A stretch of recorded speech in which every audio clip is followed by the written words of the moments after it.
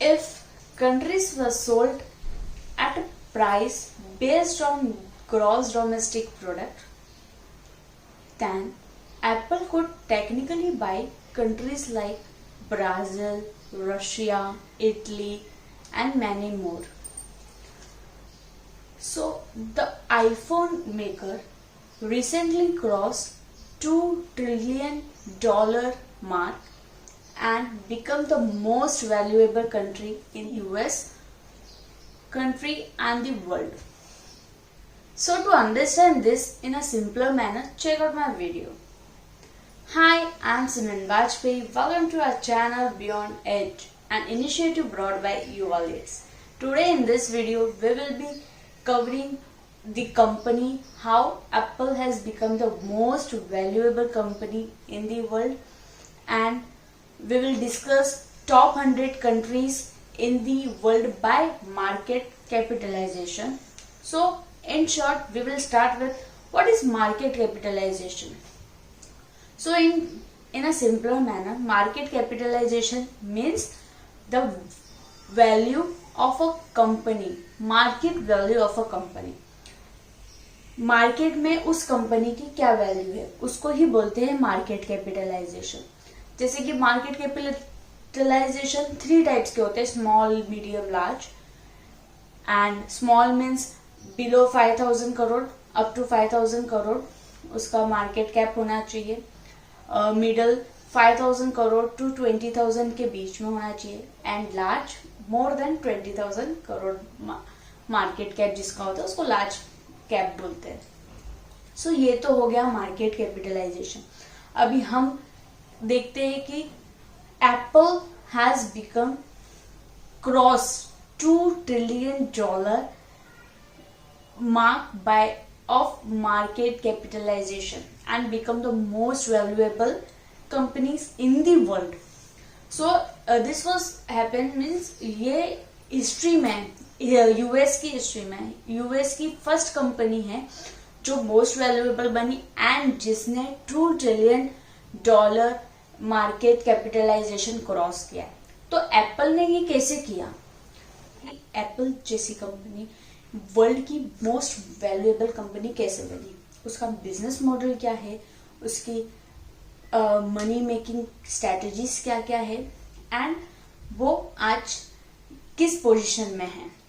So Apple has cross $2 trillion market cap on 20th अगस्त. ये news देख के सब मीन्स जो कंपनी 2018 में $1 trillion थी, विद इन 2 years में उसने अपना बिजनेस $2 trillion के अप कर दिया. एंड यू नो इन 2020 उनके शेयर प्राइस में 60% की इंक्रीज ग्रोथ देखने मिली है. 60%, यस राइट. और ये सिचुएशन में, पैंडमिक सिचुएशन में, जहां दूसरी कंपनीज इतनी प्रॉब्लम्स फेस कर रही है सर्वाइवल के लिए, एंड उस टाइम पे ये न्यूज आना, it's a very big news. So ये कैसे हुआ? इट्स मीन्स आज का उसका प्राइस चल रहा है 673 अप्रॉक्स, और वो सबसे हाई है, मीन्स हाई सर्किट का प्राइसिंग है. तो ये कैसे पॉसिबल हुआ? तो वो भी ये सिचुएशन में, तो हम उसका पहले बिजनेस मॉडल समझते हैं. बिजनेस मॉडल मीन्स वो कैसे अपनी कंपनी के लिए रेवेन्यू जनरेट करता है या इनकम जनरेट करता है. तो वो हाउ एप्पल मेक्स मनी वो हम समझेंगे. तो वो क्या करता है, उनका मॉडल क्या है. 62% का उनका सेगमेंट फोकस करता है आईफोन्स मैन्युफैक्चर करने के लिए. यस, आईफोन मैन्युफैक्चर के लिए 62% उसमें पूरा. एंड उसके बाद सर्विसेज में उनका फोकस है 13% तक, अप्रॉक्स 13%. फिर उसके बाद आता है मैक में वो फोकस करते हैं. एंड उसके बाद आईपैड, फिर उसके बाद अदर्स में अभी वो म्यूजिक, गेमिंग एंड ऑल में भी पार्टिसिपेट करने के लिए रेडी हो रहे. सो ऐसा क्या है, कैसे वो प्रोडक्ट से पैसे, मतलब ये चीजों से कैसे वो पैसे बना रही है कंपनी. जैसे कि फर्स्ट प्रोडक्ट सेल करते हैं, iPhone, iPad, MacBook, music and etcetera, ये सब सेल करके तो वो पैसे इनकम उनके लिए जनरेट होती है। Second, subscription fees, they are charging subscription fees on software and hardware. If you want to use, means आपको यूज करना है उनका सॉफ्टवेयर या hardware, you have to pay nominal fees. तो उनका वो एक इनकम जनरेशन का तरीका हो गया। एंड थर्ड है warranty extension. Warranty extension means अगर आपका प्रोडक्ट 1 ईयर्स की वारंटी में, अगर आपको वो 2 ईयर्स करना है तो उसके लिए वो कुछ फीस चार्ज करते हैं और उसके बाद आपका 2 ईयर्स की वारंटी हो जाती है। तो ये तरीकों से वो अपनी कंपनी के लिए मनी या इनकम जनरेट करते हैं। इस तरह से वो अपनी कंपनी के लिए मनी बना रहे हैं। तो ये बहुत ही यूनिक, जब ये कंपनी आई थी तो इसे माइक्रोसॉफ्ट एंड ये सब कंपनीज ने बोला था इसका मॉडल नहीं चलेगा, बिजनेस मॉडल नहीं हो पाएगा, चल नहीं पाएगा। लेकिन आज वो टॉप 1 में है एंड माइक्रोसॉफ्ट, अमेजॉन, ये सब कंपनीज भी है लाइन में, टॉप 4, टॉप 3, टॉप 4 में है। लेकिन आज एप्पल ने प्रूव कर दिया कि बिजनेस मॉडल यूनिक होने से ये नहीं हो सकता कि वो चले ना। लोग वर्ल्ड अडॉप्ट करते हैं वो चीजें, जैसे कि अब आज की तारीख में इतने सारे कंपनीज ने मोबाइल लॉन्च किए, लेकिन आईफोन हर एक यूथ का ड्रीम रहता है कि मुझे एक आईफोन तो लेना ही है। और ये ऐसा मार्केट है जहाँ पे आईफोन जैसे प्रोडक्ट्स बहुत ही इसमें है लिस्टेड, मीन्स कि लोगों की विश लिस्ट में आईफोन होता ही है।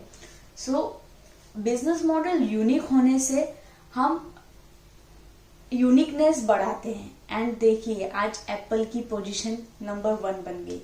जैसे कि मैं बोल रही थी top 100 companies by market capitalisation, तो टॉप 100 कंपनीज आपको डिस्क्रिप्शन में मैं लिंक डाल दूंगी, उसमें आपको है ना टॉप 100 कंपनीज की लिस्ट मिलेगी। उसमें उनके सामने मार्केट कैपिटलाइजेशन रहेंगे जो आपको समझने के लिए ये करेगा कि मीन्स अभी एप्पल नंबर 1 में है तो वो पूरी लिस्ट आपको दिखेगी। ये लिस्ट मैं इसलिए आपको दे रही हूँ, जैसे कि हमने बोला था स्टार्टिंग में, हम कुछ कंपैरिजन करेंगे।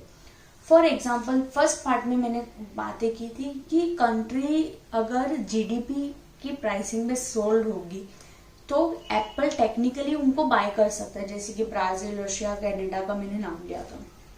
तो इसका ये मतलब क्या है, अगर कंपनी कंट्री को बाय करने लग गई तो ऐसा होता नहीं है, ना होगा।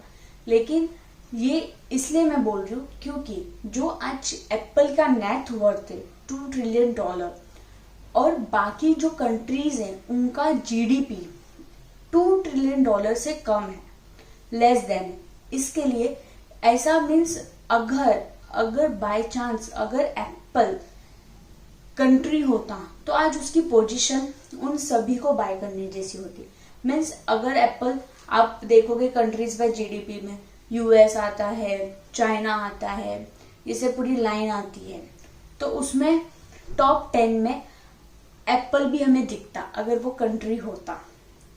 तो एप्पल मीन्स टॉप 10 में 9th पोजीशन पर होता, मीन्स उसका मतलब अप्रोक्स 200 कंट्रीज है, मीन्स बाकी की 191 कंट्रीज एप्पल की नेटवर्थ से उनका जीडीपी लो है।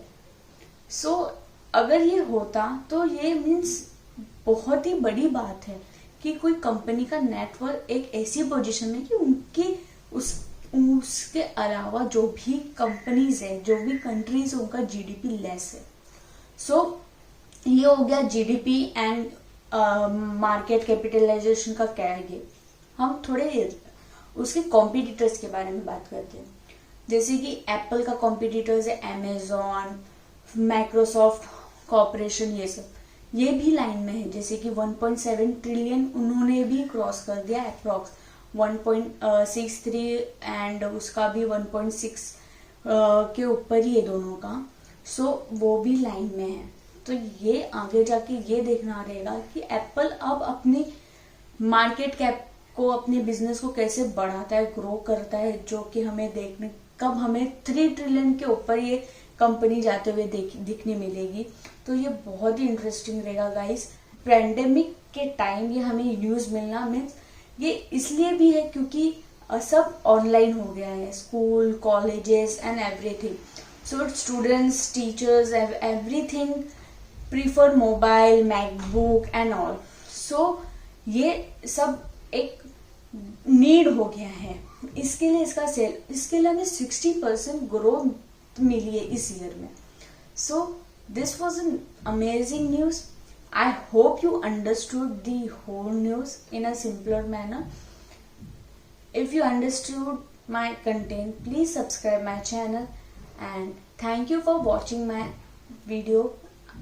Do share your suggestion in the comment section. Keep learning.